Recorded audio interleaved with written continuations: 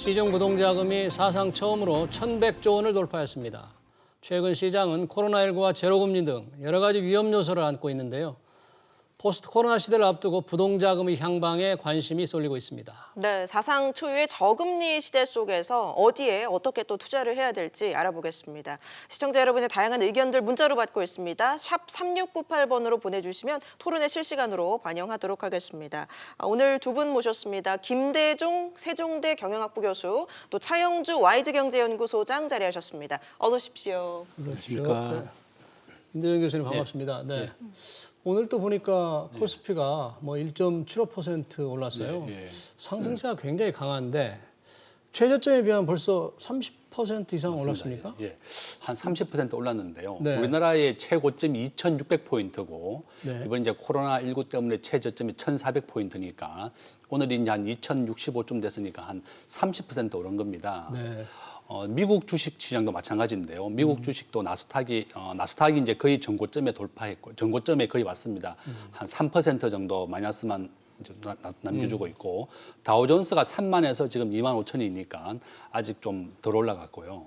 나스닥은 이제 기술주 중심이다 보니까 그렇다. 근데 결론은 이제 주식 시장이라고 하는 것은 6개월 선행 지수입니다. 왜 이렇게 실물 지수는 빠져 있는데 주식 시장이 많이 급등하게 하느냐 이렇게 그러게요. 걱정을 하시는데 예. 이 주식이라고 하는 것이 선행 지수 중에서 아주 대표적인 6개월 선행 지수거든요. 우리가 이제 경기 지수가 세 가지가 있는데 주식이 6개월 선행 지수고 네. 물가 지수가 동행 지수입니다. 물가가 똑같이 올라가는 거고 이제 건설 경기가 후행 지수인데요. 네. 이제 주가라고 하는 것은 바로 6개월 선행 지수다 보니까 코로나19 치료제가 나왔다라든지 또 백신이 나왔다는 그런 가정하에서 주가가 오르는 것이다. 아마 한 6개월이니까 한 올 연말 정도에는 백신과 치료제가 나온다는 가정하에서 이렇게 주가가 상승하다 보니까 지금 30%나 반등을 했다. 그래서 이제 그렇게 되겠고 지금 현재 뭐 부동산 시장도 마찬가지고 뭐 혼조세가 되고 있는데요. 뭐 상승한다 하락한다 그러는데 지금 현재 뭐 우리나라의 주택 보급률 같은 경우도 한 그 자가 보유율은 한 50%지만 주택 보급률은 서울은 80%입니다. 네. 또 뭐 오피스텔 같은 경우에서 사는 경우도 많으니까 네. 한 110% 정도 된다. 그래서 이제 결론은 주식 시장은 경기를 앞서가기 때문에 이미 이렇게 선행적으로 한 30% 반등을 했고 전고점에 비해서는 아직 좀 2,600포인트에 비해서 한 20% 빠져 있지만 상당히 많이 올랐다. 그래서 저는 좀 말씀드리고 싶은 게 종합주가 지수가 지금 20년째 우리나라가 2,000에서 맴돌고 있습니다. 예. 그렇지만 이제 개별 종목 중에서 이번에 이제 코로나19 때문에 가장 선도적인 업종들이 이제 뭐 전기차라든지 뭐 백신주라든지 바이오 의약품 또 언택트주가 이제 상승을 많이 했고요. 그래서 이제 시장은 종목별로 우열이 많이 나눠지는데 그래서 투자해서 좀 눈여겨봐야 되는 것은 어떤 종목에 투자하는 것이 앞으로 시장을 이끌고 갈 것인가. 또 우리나라가 당면하고 있는 이 4차 산업혁명 또 미중 무역 전쟁이 또 지속되고 있는데 어떤 종목이 살아남고 또 시장을 주도할 것인지 이런 종목을 잘 고른다 그러면 종합주가지수보다는 훨씬 좋은 수익률을 거둘 수 있다. 이렇게 말씀을 드릴 수 있습니다. 예, 소장님께서는 지금 각종 경제 지표들 뚝뚝 떨어지고 있는 와중에 증시가 선방하고 있는 이유 뭐라고 보십니까? 저는 두 가지가 맞아 떨어졌다라고 말씀드릴 수 있겠는데 하나는 과거로부터 배운 현명한 투자자들, 그다음에 두 번째는 중앙은행을 필두로 한 정부의 과감한 대응 이런 부분들이라고 이제 정리를 말씀드릴 수 있겠는데 첫 번째는 이제 우리가 뭐 IMF도 겪었고 뭐 서프라임 사태도 겪고 나니까 결국 그러한 것들이 일시적인 반작용일 뿐이지 전반적으로 시간이 지나고 나면 모든 것들이 제재를 찾아오더라라는 어떤 과거로부터 배운 투자자분들이 있죠. 따라서 물론 코로나19라는 블랙스완과 같은 이제 도발적인 상황이 발생하긴 했습니다만 결국 이러한 것들에 대한 치료제를 찾을 것이고 그런 것들이 우리 생활이 정상적으로 돌아갈 수 있을 것이다라는 어떤 기대감들이 반영돼 있다. 이렇게 말씀드릴 수 있겠고 또 중앙은행도 각국에서 배웠죠. 우리가 이제 벤 버냉키를 헬리콥터 벤으로 부르는 이유가 그분이 대공황에서 배운 그러한 역사적인 사건, 결국 돈을 풀어야만 경기가 살아날 수 있다라는 것들, 이런 것들이 미국을 필두로 해서 각국 중앙은행들이 다들 이구동참으로 이제 동참했다라는 것들이죠. 우리나라도 처음으로 지금 현재 국가 재난지원금을 나눠줬고 오늘 또 국내 증시 같은 경우도 개장과 동시에 그 당정 합의 사항에 대해서 3차 추경이 나오면서 약 20조 원에 대한 양적 완화 정책에 대한 것들도 나오지 않았습니까? 예. 그런 것들이 전반적으로 우리 그 중앙은행도 할 건 다 한다라는 것들을 시장에 표명을 했기 때문에 주식시장은 물론 지표는 안 좋습니다. 네. 하지만 지표를 안 좋다라는 것을 다 감안했다라는 거죠. 그럼에도 불구하고 돈을 풀고 있는 중앙은행을 바라보고 있는 투자자들이기 때문에 투자자들 입장에서는 지금 투자할 수 있는 더할 나위 없이 좋은 환경이 마련돼 있다. 이렇게 좀 말씀드릴 수 있겠습니다. 예. 그렇긴 한데 이제 네. 주식시장이 아까 김 교수님처럼 말씀처럼 실물경제 선행하는 의미가 있긴 하지 않습니까? 그렇습니다. 그렇지만 실물경제 상황이 지금 1분기보다 2분기에 더 나빠질 것 같고 또 코로나 백신이 과연 2, 3년 내에 나오기 어렵다. 이런 전문가들의 얘기도 있어요. 그렇다면 너무 낙관적으로 투자자들이 달려든 게 아닌가 이런 지적도 있는데요. 어떻게 일부 그럴 수 있습니다. 지금 네. 이제 국내 증시 상황의 지표를 놓고 본다면 우리가 과거 IMF 때라든지 서브프라임 사태를 제가 잠깐 언급을 드렸습니다만 PBR이 0.8배가 깨진 적이 없습니다. 그러니까 이제 순자산 가치 대비해서 20% 할인한 것을 깬 적이 없는데 이번에 처음 깨졌습니다. 예. PBR 0.8배 수준이 한 1,900포인트 정도 되는데 그게 이제 1,400포인트까지 도달하면서 일시적으로 깼다라는 거죠. 물론 이제 그런 것들을 회복을 한 상태입니다만 지금 상황에 놓고 본다면 PBR은 한 1배 수준이지만 PER 그러니까 우리가 주가 수익 비율로 보면 약 12.8배 정도 나옵니다. 네. 이렇게 된다면 우리가 전통적으로 PER 수준이 약 10배 수준보다는 높다라는 거죠. 그러니까 결국 자산 가치 대비해서는 주가 수준이 맞습니다만 수익 가치 대비해서는 말씀하신 것처럼 좀 높다. 네. 수익 가치가 높은 이유는 EPS 결국 기업의 이익들이 떨어지고 있기 이익 때문에 전망이 안 좋은데도 좋기 때문에 주가는 그렇습니다. 높다는 그러니까 다시 한번 정리를 해드리면 주가라는 게 EPS와 PR과의 관계라면 거의 곱이죠. 그러니까 EPS에다 PR을 몇 배를 곱해주느냐인데 지금 현재 EPS는 하강하고 있습니다만 우리가 경기가 앞으로 EPS가 성장할 것까지 감안한 PR을 주고 있다는 거죠. 따라서 현재 지금 주가 수준은 다소 높은 것은 사실입니다만 주가가 우리가 생각하는 것처럼 그렇게 하락할 만한 또 요소도 상당히 지금 돈을 풀어서 PR을 올려주고 있기 때문에 어느 정도는 하방 경직이 될 가능성이 높지 않겠는가 그렇게 말씀드릴 수 있겠습니다. 교수님, 우리 네. 동학개미 운동이라는 말이 나올 정도로 예. 개인들의 그 주식 투자 열풍이 불지 않았습니까? 맞습니다. 예. 그동안의 그 투자 성과는 어떻게 평가하십니까? 우리 개인들이 가장 많이 샀던 종목은 이제 삼성전자하고 ETF 주식인데요. 삼성전자는 이제 바닥에서 한 10% 정도니까 다른 타 종목에 비해서 많이 성장하지는 못했습니다. 네.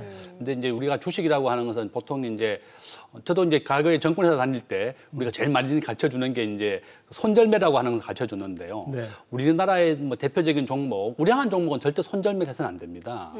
이렇게 외부적인 효과라든지 코로나19라든지 외부적인 충격에 의해서 주가가 일시적으로 하락하는 것은 회복이 됩니다. 보통. 그러니까 삼성전자 예. 같은 경우는 이런 상황에서 손절매하는 게 바람직하지 아니, 않다고 당연하죠. 배웠다는 얘기죠. 절대 손절매해서는 안 되고 이런 것은 언제든 6개월이나 1년 안에 반드시 원래 가격을 회복하게 돼 있습니다. 예. 항상 이제 우리나라의 최우량 기업인데 뭐 전 세계 그 메모리 반도체 한 70%를 공급하고 있고 이런 코로나19라고 하는 외부적인 충격에 의해서 삼성전자 기업 자체는 아무런 변동이 없습니다. 항상 매 분기에 이제 이번 분기에도 7조 원 정도 순이익을 냈었고 네. 올 연말까지는 한 30조 원 정도 순이익을 내는 세계 최고의 우량한 기업이다. 그래서 동학개미 운동들이 왜 이렇게 안 오르지 이렇게 좀 조급함을 내릴 수 있지만 좀 기다려 주시면 될 것 같고 지금 현재 그 주식 시장을 이끌어가고 있는 게 세 가지 분주입니다. 언택트 관련주하고 그다음에 전기차 관련주, 그다음에 바이오 관련주인데 언택트 관련주가 바로 카카오나 네이버가 시장을 주도하고 있고 그다음에 이제 바이오 관련주는 우리나라에 있는 셀트리온과 삼성 바이오가 또 시장을 주도하고 있고 예. 그다음에 앞에 얘기했던 전기차 관련은 우리나라가 세계 최고의 전기차 배터리를 공급하고 있습니다. LG화학과 삼성 SDI인데 이 세 가지 업종이 지금 현재 시장을 이끌고 있다. 그래서 이제 동학개미들이 이제 삼성전자는 왜 안 오르냐 이렇게 좀 걱정을 하지만 예. 외부적인 충격에 의해서 갑자기 급락한 것은 당연히 올라가게 돼 있고 삼성전자는 좀 빨리 오르지 않고 천천히 갈 뿐이다. 그래서 이제 좀 성격이 좀 급하신 분들은 삼성전자만 하지 마시고 예. 추가로 뭐 카카오, 네이버 같이 언택트 관련주도 같이 한다 그러면 수익률을 좀 재미있게 볼 수 있을 것이다. 교수님 줄곧 이제 삼성전자 매수를 추천해 주셨었는데 예. 지금 약간 주춤하긴 하지만 여전히 긍정적으로 네, 그렇죠. 이건 예, 이제 평가하고 어차피 계십니다. 외부적인 예. 이제 보통 우리가 사람하고 이제 강아지하고 산책을 나가게 되면 강아지가 항상 나보다 앞에 가거나 뒤에 가는데 항상 산책을 가면 앞으로 가게 돼 있습니다. 그래서 결론은 경제라고 하는 것은 언제나 성장하기 때문에 뒤로 주춤하지는 않거든요. 지금 현재 앞에서 말씀하신 퍼라고 얘기하셨는데 아마존의 퍼가 지금 105입니다. 우리 나의 네이버하고 카카오 105배나 됩니까? 예, 105배나 됩니다. 아마존이 105배나 되고 우리나라 네이버가 지금 40이거든요. 네. 카카오도 한 40 정도 되는데 네이버. 아마존의 비준으로 한다 그러면 아직도 1.5배에서 2배는 더 올라야 된다. 그러니까 그 아마존이 이제 세계적인 가장 혁신적인 기업인데 네. 지금 시가총액이 1,500조거든요. 어제 금요일 날짜로 애플하고 마이크로소프트하고 시가총액 1, 2등이 순위가 다시 왔다 갔다 했는데요. 예. 1,600조를 돌파했습니다. 그래서 이제 아마 지금 현제 미국 주식 시장은 워낙에 많은 돈을 풀었기 때문에 코로나19가 재발한다든지 또 다시 문제가 오더라도 크게 하락하지 않겠다고 하는 그런 보고서가 나왔고 골드만삭스가 한 달 전에 발표했습니다. 네. 이렇게 워낙에 미국이 경기 부양에 대한 의지가 있고 기준금리도 0%로 만들었다. 네. 트럼프 대통령은 올 연말이 11월 달에 대통령 선거가 있기 때문에 네. 정치인들은 재선이 가장 중요하거든요. 네. 그래서 본인의 재선을 위해서는 실업률이 3% 이하로 떨어져야 됩니다. 지금 실업률은 뭐 15%, 15% 죠. 20% 가까이 됐는데. 그래서 이제 네. 미국에 지금 실업자가 4천만 명인데 예. 이 4천만 명을 해소하고 실업률을 3%로 끌어올리기 위해서 트럼프 대통령은 경제 재개를 선언한 겁니다. 네. 그래서 미국의 경제는 특히 계속 상승할 것이다. 미국 국민은 70%가 주식을 투자하고 있거든요. 네. 우리나라 국민이 한 30% 정도가 주식을 하는 것에 비해서 연금을 통해서 다 그렇게 하는 거죠? 맞습니다. 미국은 네. 연금을 통해서 대부분이 주식을 투자하고 또 이런 주식 투자하는 게 되게 60세 네. 정년까지 투자를 하게 됩니다. 그래서 우리 주식 투자하시는 분들도 뭐 1년, 2년 이렇게 하지 마시고 한 60세까지 내가 정년까지 직장을 다니는 한 계속 주식을 투자한다. 우량한 종목을 계속 보유하는 것이 좋다. 이렇게 추천을 드리겠습니다. 네. 알겠습니다. 지금 김 교수님께서 이제 그 개인들이 투자한 여러 가지 업종을 얘기했는데요. 특히 이제 언택트 주식이 많은 관심을 끌지 않았습니까? 상당히 많이 올랐는데 단기적으로 너무 많이 올라서 추가 상승 여력은 거의 없다. 이렇게 예상하는 애널리스트도 있는데 혹시 동의하십니까? 그렇죠. 뭐 일단 주가가 올라가는 데 대해서는 뭐 이견이 없었던 것 같습니다. 뭐 카카오나 네이버 그다음에 뭐 말씀하신 바이오라든지 아니면 언택 관련주들 뭐 게임이라든지 뭐 이런 예. 것들에 대해서는 결국 수익성이 좋아지니까 좋아지기 때문에 카카오 같은 경우도 그동안에 수익이 안 나던 것들이 1분기에 약 700억 순이익이 났고 올해 3천억 정도 순이익이 날 걸로 예상을 하고 있기 때문에 이익이 나는 기업이 주가가 올라간다는 건 당연하죠. 하지만 속도의 문제가 좀 있지 않겠는가. 네. 그 부분이 좀 우려스럽다라고 말씀드릴 수 있겠습니다. 쏠림 현상들이 너무 급격히 나타나고 있는 것들이 아니겠는가. 지금 부동자금이 주식 시장에 있었던 고객 예탁금들이 작년 연말만 하더라도 대략 한 20조 대 후반이었습니다. 그게 지금 40조 대 중반까지 올라와 있기 때문에 그리고 이제 저 같은 경우도 최근에 뭐 한두 달 전만 하더라도 전화가 뜸한 친구들도 전화가 와서 주식 뭐 사야 되느냐, 주식. 뭐 이렇게 얘기할 정도로 예. 그 새롭게 주식을 하려는 분들이 조금 요즘 많아졌다라는 것들이죠. 네. 그러한 자금들이 결국 주식을 끌어올렸는데 교수님 말씀하신 것처럼 대표적으로 삼성전자를 많이 샀죠. 삼성전자를 사고 그다음에 또 일부 또 자신들이 잘 아는 대형주를 샀습니다만 이런 것들이 올라가지 않다 보니까 결국 올라가는 일부 소수 종목에만 매기가 몰리는 그런 현상들이 벌어진 거죠. 또 주식 시장에는 트레이딩 자금이라는 게 있습니다. 그러니까 빠르게 치고받고자 하는 그런 유동 자금들이 있는데 이러한 것들이 결국 머니 게임 스타일로 그런 종목들을 몰리다 보니까 무너지고 그 쏠림 현상들이 있다는 거죠. 저는 이러한 현상이 코로나19 이전의 미국 증시와 비슷하다. 이렇게 좀 말씀을 좀 드리고 싶어요. 무슨 얘기인 거 아니? 우리가 코로나19 이전에 뉴욕 증시를 보게 된다라면 조정을 받을 것 같았습니다만 애플을 필두로 해서 소위 빵 주식이라는 게 예. 급격하게 올라가는 모습들을 보였죠. 조정을 받았지만 5개 종목만 올라갔습니다. 지금 시장에서 나타난다라면 카카오, 삼성바이오, NHN 사이버결제 뭐 이런 종목들만 올라가는 상황이 되는 거죠. 결국 이렇게 올라가야 될 주식이 올라가는 건 맞습니다만 결국 속도가 너무 가파르게 된다라면 갑자기 급브레이크가 걸릴 가능성에 대해서도 조금 대비를 해야 되지 않는 시점이 왔는가 저는 좀 조심스럽게 말씀드리고 싶습니다. 네. 그 브레이크가 걸릴 걸 좀 조심하라는 상당히 이제 경계의 목소리도 이렇게 있는 거예요. 근데 만약에 권유를 한다면 어떤 업종의 전망이 산업 구조 변화라든지 코로나19의 자금 지원이라든지 이런 걸 본다면 어떤 분야가 좀 그래도 성장 가능성이 있을까요? 저는 이제 포스트 코로나라고 해서 네. 코로나19 이후에도 사람들이 과거와 같이 이렇게 밀접 접촉을 하지 않을 것이다. 그래서 저는 언택트주를 가장 추천드리고 싶은데 여전히, 네. 카카오나 네이버 같은 주식입니다. 카카오는 지금 카카오뱅크, 카카오택시에서 우리나라 국민이 5천만 명인데 회원 가입수가 4,500만 명이에요. 우리나라 국민의 90%가 가입이 되어 있고 이제 카카오 은행이 출범을 했지만 카카오뱅크도 카카오 정권도 투자 지금 준비하고 네. 있고 모든 우리 생활에 카카오 들어와 있습니다. 그래서 네이버와 카카오 같이 이런 언택트 관련주 워낙에 무궁무진하게 우리의 생활과 관련 대체할 수 있는 게 이런 카카오거든요. 그래서 이제 이런 종목을 유심히 봐야 되겠다. 또 이제 바이오주가 많이 오르는 이유는 우리나라가 세계 최고의 바이오 생산국입니다. 그 셀트리온과 삼성바이오가 세계에서 가장 많은 백신과 만약에 이게 개발된다 그러면 생산을 할 수 있는 게 삼성바이오가 셀트리온이거든요. 우리나라가 세계 최대의 공장을 가지고 있습니다. 그래서 그 바이오주가 많이 오르고 있고 어제 이제 테슬라가 스페이스X를 우주에 예. 쏘아 보냈지 않습니까? 예. 그러면 테슬라라고 하는 전기차가 배터리를 공급하는 회사가 바로 우리나라의 삼성 SDI하고 LG화학입니다. 예. LG화학은 과거에 비해서 자동차 전장 부품 산업이 30%나 차지하고 있어요. 그러니까 매출의 30%를 전부 다 자동차 부품이나 배터리 사업으로 전환을 했다. 그래서 이와 같이 이제 세 가지 업종, 언택트 관련주, 전기차 관련주, 또 바이오 관련주 이렇게 시장을 주도하는 종목으로 좀 추천을 드리겠다. 이렇게 말씀드릴 수 있습니다.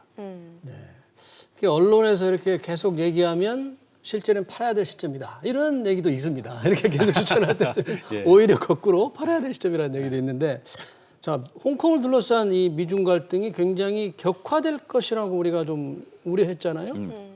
그런데 좀 괜찮아진 것 같아요. 이 시장의 영향이 별로 없는 것 같아요. 오늘 뭐 국내 시장 같은 경우는 홍콩보다는 정부 추경에 저는 더 큰 영향을 미쳤다라고 단기적으로 좀 말씀드릴 수 있겠고 어차피 홍콩 문제는 뭐 계속 상수로서 작용을 할 것 같습니다. 지금 현재 지금 미중 간의 갈등 속에서 그 트럼프 쪽에서는 지금 선거를 이제 유심히 쳐다봐야 되는 상황 아니겠습니까? 예. 중국 쪽에서는 그 상황을 뻔히 알고 있다라는 거죠. 이 상황에서 무역 전쟁을 중국 쪽에서는 조급히 서두를 이유는 없는데 쫓기는 쪽은 저는 트럼프 쪽이다라고 말씀드리고 싶습니다. 그 속에서 지금 어떻게 본다라면 좋은 기회를 잡은 거죠. 홍콩이라는 좋은 아킬레스건을 잡아서 물고 늘어지고는 있습니다만 결국 홍콩을 건드리게 된다라면 미국의 그 경제도 쉽게 지금 앞으로 나간다라는 건 걸림돌이 되기 때문에 어느 정도 선에서 저는 타협을 볼 것이다라고 보여지긴 합니다만 일단 트럼프 대통령의 속내를 누가 알겠습니까? 그런 상황이기 때문에 트럼프 대통령이 이렇게 홍콩을 강하게 밀어붙이는 한 국내 주식시장이나 경제 이런 것도 타격이 좀 클 것으로 보여지고 현재 그 중국을 현재 막고 있는 우회 출구 역할을 하고 있는데 이 통로가 막히게 된다라면 쉽지 않은 모습이 되겠죠. 물론 중국도 일국 양제에 대한 실험을 홍콩을 통해서 지금 대만에 보여주고 있는 거기 때문에 쉽게 물러서지는 않기 때문에 당분간 상수로서 계속 국내 시장을 괴롭히지 않겠는가 말씀드릴 수 있겠습니다. 김 교수님 뭐 해외 주식 투자도 상당히 많이 전문가신데 미국 시장 큰 충격 안 받고 잘 견뎌낼 수 있을 것 같습니까? 홍콩 문제는? 지금 현재 이제 홍콩은 관세가 0%고요. 미국은 관세가 3.5%입니다. 우리나라의 평균 관세가 12.5%, 중국은 8%거든요. 트럼프 대통령이 이제 관세를 25%로 올린 이유가 이제 한 10배 정도 올려가지고 25%로 올렸는데 우리나라가 2018년도에 대비해서 2019년도에 수출과 수입이 10% 줄었습니다. 우리나라가 미중 무역 전쟁의 가장 큰 희생자다. 이제 두 고래가 싸우는데 가장 우리가 희생이 컸었는데 지금 이제 삼성전자 같은 경우도 중국이 지금 반도체 생산을 올 연말부터 하거든요. 이제 반도체 양산을 하는데 삼성과 중국의 반도체 기술 격차가 1년 정도 차이 나고 있습니다. 그래서 이재용 총수가 이번에 이제 중국도 방문했지만 더 많은 격차를 벌려서 압도적으로 우리가 하자. 반도체는 지금 이제 우리나라 전체 수출이 20%를 차지하고 있고 반도체 수출의 40%를 중국이 수입하고 있습니다. 그래서 일단 미중 무역 전쟁이 격화된다 그러면 우리나라가 가장 큰 희생이 되겠지만 대통령 선거가 트럼프가 11월 달에 있습니다. 앞에서 말씀드린 것처럼 미국의 실업자가 4천만 명인데요. 이 미중 무역 전쟁이 더 강화된다 그러면 트럼프 대통령이 빨간불이 오기 때문에 또 지금 바이든 대통령 후보가 중국과의 굉장히 관계가 강경하게 대처할 수 있는 것은 본인밖에 없다. 바이든 대통령 후보의 아들이 중국과의 많은 역할을 했었거든요. 그래서 이제 상당한 경제적 이익을 취득했다. 그래서 차이나조 이렇게 별명을 부르면서 중국에 대해서 격렬하게 강하게 대처할 수 있는 사람은 트럼프 나다. 그래서 나를 뽑아야 된다는 얘기를 계속하고 있고 미국 국민들도 지금 현재 가장 우려하는 것이 지금 미중 무역 전쟁이 확대된다 그러면 가장 피해를 보는 것이 미국의 경제가 또 피해를 많이 보게 되거든요. 그래서 결론은 미중 무역 전쟁이 크게 확대되지는 않을 것이고 우리는 미중 무역 전쟁에서 지금 밀고 당기기를 하면서 계속 줄다리기를 하고 있습니다. 우리나라는 경제는 우리나라 전체 수출의 34%가 중국이고요. 전체 수출의 10%가 미국입니다. 예. 그러니까 미국과 중국이 우리나라 전체 수출의 거의 50%를 차지하고 있다. 그래서 뭐 그러한 대안으로 우리가 인도라든지 서남아시아, 베트남 이런 데 이제 다양하게 해야 되겠고, 미국 주식은 지금 현재 애플이라든지 마이크로소프트, 막 파망이라고 부르죠, 우리가. 페이스북, 그다음에 구글 이렇게 돼 있는데 시가총액이 전부 다 전고점에 거의 다 돌파했습니다. 그렇게 하고 뭐 아마존과 넷플릭스는 전고점을 훨씬 넘어서 10% 이상을 돌파했고, 그래서 결론은 미국에 워낙 많은 자금을 풀었기 때문에 미국 주식은 계속 성장할 것이고, 우리나라는 이와 같이 동조하게 된다 그러면 크게 하락하지 않고 따라갈 것이다. 그렇게 걱정 안 하셔도 된다. 그렇게 말씀드리겠습니다. 저는. 예, 지금 각국이 돈 풀기에 적극 나서면서 시중에 유동 자금이 사상 최대 수준으로 많아졌습니다. 국내 같은 경우는 1,100조 원을 돌파했다고 했는데, 그래서 이게 부동산 시장으로 가지 않겠냐 이런 전망들도 있어요. 예, 뭐 부동자금이라는 게 어디로 갈지 모르는 거죠. 지금 이제 시중금리가 0.5%다 보니까 실질금리는 마이너스 상황이다 보니까 지금 현재 뭐 과거 제가 이제 사회생활 할 때만 해도 10% 금리대였고 사회자분들께서도 그 전에 들면 18%까지도 올라갔었던 그런 경험이 있었던 그러한 그 금리 상황이니까 그때와 지금은 좀 많이 다르죠. 지금은 어떻게 돈을 모으기 위해서는 과거와 다르게 투자처를 찾아야 됩니다. 투자를 하지 않고는 돈이 모이지 않는다. 그렇다면 그 투자가 무엇이겠느냐라고 봤을 때 부동산과 주식 우리나라에 다 할 수 있는 그런 분들은 그렇게 많지 않다. 그러니까 결국 내가 모르는 부동산을 하거나 내가 모르는 주식을 하려고 하기 때문에 문제가 발생하지 않겠는가. 따라서 잘 아는 분야에 대해서 집중 투자하는 것이 가장 좋다라고 결론적으로 말씀드리겠고 자금의 성격도 그렇습니다. 부동산 하시던 분과 주식 하시던 분은 또 성향이 좀 다릅니다. 부동산이라고 한다면 일단 물론 부동산도 실패하시는 분들도 있습니다만 사서 묻어두면 된다라는 인식이 강하죠. 근데 주식은 오늘 사서 30% 먹을 걸 찾는 게 더 강합니다. 예. 아무리 장기 투자를 얘기하고 가치 투자를 얘기한다 하더라도 그 사람의 속내는 그래, 과도한 욕심을 부리는데. 그건 알겠지만 그래도 내가 주식하는데 1년에 최소한 뭐 40~50배는 나지 않아야 되겠어? 라는 분들이 주식시장에 들어오지 이것을 내가 10년, 20년 묻어둔다라는 것은 현실적으로 우리 국내에서는 아직까지는 맞지 않는다.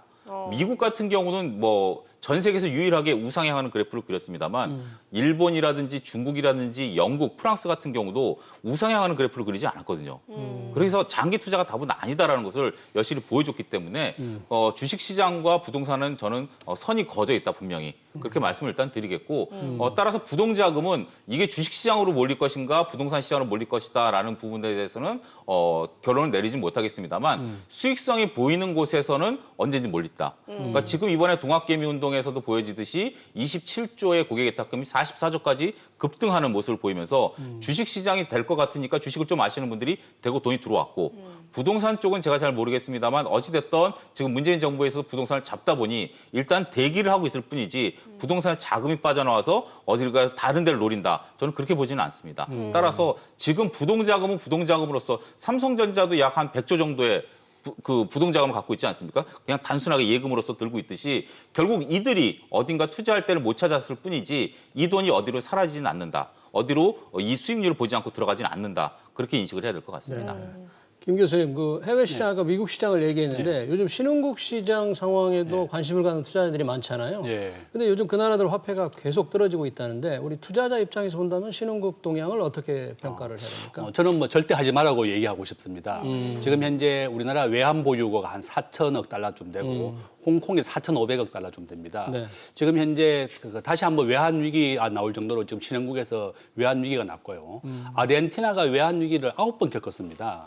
지금 현재 다시 또 구제금융을 받고 있고 페소화가 지금 현재 5% 정도 폭락을 했고 남아프리카 공화국, 브릭스가 부르는 이 국가들이 지금 굉장히 위험한 상황에 놓여 있습니다. 그래서 여러분들이 아주 소중한 돈을 투자하는데 이렇게 위험한 자산에 투자하지 말고 오히려 가장 시장을 선도하고 기축통화국인 미국 주식을 사라. 저는 브릭스 주식이라든지 이런 신흥국에 투자하는 것은 정말 위험하고 또 자기의 소중한 돈을 잃어버릴 수 있습니다. 그래서 저는 결론은 미국 주식시장은 물론 이제 50%까지 하락을 했지만 이번에 코로나19 때문에 다시 또 회복을 했습니다. 아까 앞에서 말씀드린 것 같이 외부적인 충격에 의해서 기업의 가치는 전혀 변하지 않았거든요. 미국 시장에 지금 선도하고 있는 게 마이크로소프트와 애플인데 애플이 금요일과 금요일 날짜로 다시 시가총액 1등을 다시 회복했습니다. 미국의 애플 시장 도매 매장이 지금 현재 90%를 열었거든요. 예. 그래서 결론은 미국 기업은 지금 현재 다시 이제 코로나19가 거의 이제 끝났다고 가정하에서 시장을 열었고 또 애플에 보니까 올 연말이나 내년 정도에 그 애플 글라스를 출시한다는 겁니다. 우리가 이제 터미네이터 보면 애플 글라스 예. 안경이죠. 안경에서 딱 보면 그 매장에 있는 가격이나 위치라든지 물건값을 안경에서 이제 읽어준다는 거죠. 정말 혁신적인 기업이다. 네. 우리가 가장 많은 이제 혁신적인 기업으로 꼽았던 기업이 네. 이제 애플인데 애플이 네. 새로운 물건을 계속 만들어냈지 않습니까? 에어팟도 만들어냈었고 그래서 애플 글라스를 지난주에 예고했습니다. 네. 올 연말에 내년까지는 애플 글라스를 출시하겠다. 이와 같이 세계적인 혁신적인 기업을 추종해야 되겠다. 애플은 90%에 달하는 애플의 핸드폰을 미국에서 제조하다가 지금 70%로 줄이고 베트남으로 공장을 옮기고 있습니다. 네. 자기들도 중국 일변도의 생산 공장이 굉장히 위험하다는 것을 이번 경험했었고 다변화해야 되겠다. 베트남으로 에어팟이라든지 일부 부품을 옮기고 있다. 그래서 결론은 미국 파만 기업들, 마이크로소프트, 애플, 그다음에 구글, 아마존 기업이 전 세계 기술주를 이끌어가면서 주시장을 선도하고 있거든요. 그래서 예. 저는 브릭스라든지 신흥국에는 절대 하지 마시고 아예 그런 여유 자금이 있다 그러면 미국 주식을 사라. 그렇게 네. 추천을 드리겠습니다. 예. 네, 뭐 미국 주식도 꼭 안전한 것만은 아닌데 안전자산인 금에 대한 관심이 굉장히 투자들 많았잖아요. 앞으로 전망은 혹시 차 소장님 어떻게 보십니까? 예, 일단은 이번 저는 코로나가 우리 자산 시장에 있어서 조금 변화를 가져왔다. 이렇게 좀 말씀드리고 싶어요. 그러니까 무엇이냐고 하면 결국 그 우리가 위기가 왔을 때 이 자산의 가치를 내가 언제든지 교환의 가치로서 쓸 수 있겠느냐라고 봤을 때 유일하게 본 게 금과 주식이죠. 원유 같은 경우도 우리가 그전에는 투기자성 자금이 들어갔습니다만 경제가 멈추다 보니까 원유도 내가 언제든지 교환할 수 없는 그런 자산이구나라는 것들을 인식을 했다라고 저는 봅니다. 따라서 금 가격도 결국 따라 올라왔는데 문제는 이제 투자 방법에 있다라고 저는 말씀드리고 싶어요. 금이 안 올라간다라는 것들에 대한 것들은 솔직히 잘 모르겠습니다. 하지만 올라갈 가능성이 높다라는 건데 금에 몰빵한다라든지 교수님 말씀하신 것처럼 신흥국 주식에 몰빵한다. 이런 것들이 문제가 되지 금 가격이 어느 정도 올라가고 신흥국이 올라가는 부분에 대해서는 포트폴리오 차원에서 자산 관리를 하게 된다라면 5% 미만의 투자 대상이거든요. 결국 우리가 전체 내 투자 자산 중에 5% 미만 투자해서 포트폴리오를 구성해 놓고 그 속에서 수익을 분산하는 효과 이런 부분들로서 이해를 하셔야지 금 가격이 올라간다고 해서 금 가격을 대거 좀 많이 사거나 금에 이제 몰빵하거나 환에 또 몰빵하거나 하는 것들에 대해서는 좀 경계를 해야 되지 않을까 좀 말씀드릴 수가 있겠습니다. 금에 대해서 또 한마디 하고 싶은 네. 게 네. 우리나라 전체 외환보유고 4천억 달러인데요. 금을 가지고 있는 비중 1.2%입니다. 우리 한국은행이 가지고 있는 외환보유고 1.2%만 금에 투자되어 있고 30%는 미국 국채, 그다음 나머지 20%는 미국의 회사채입니다. 미국의 파망이라든지 미국 기술주 중심으로 또 투자해놨고 결론은 우리나라의 한국은행이 1.2%만 금을 가지고 있다. 그래서 여러분들도 주식 만약에 투자 여유 자금이 있다 그러면 금에 투자하는 지분을 한 5% 미만으로 좀 했으면 좋겠다. 네. 그렇게 말씀드리고 아마 미중 무역 전쟁이 확대가 된다든지 지속이 된다 그러면 중국이 지금 현재 1조 달러치 정도의 미국 국채를 가지고 있습니다. 그래서 이번에 미중 무역 전쟁이 확대될 때 그럼 미국 국채를 팔겠다 이렇게거든요. 그 미 국채가 흔들리게 되면 금이 안전자산으로 오르게 됩니다. 그러니까 이제 한 올 연말까지는 금 가격이 좀 더 상승하겠지만 대통령 선거가 끝나고 나면 더 이상 상승하지는 않을 것이다. 미국의 기축통화에서 그 지위가 흔들리게 될 때 금값은 오른다. 예. 이렇게 말씀드리고 올 초부터 지금까지 한 15% 정도 금값이 올랐습니다. 올 연말까지는 계속 좀 오르겠지만 대통령 선거가 끝나면 다시 하락할 가능성이 있다. 이렇게 말씀을 드리겠습니다. 알겠습니다. 오늘 말씀 여기까지 듣도록 하겠습니다. 지금까지 차영주 YG경제연구소장 또 김대종 세종대 교수와 함께했습니다. 고맙습니다. 고맙습니다.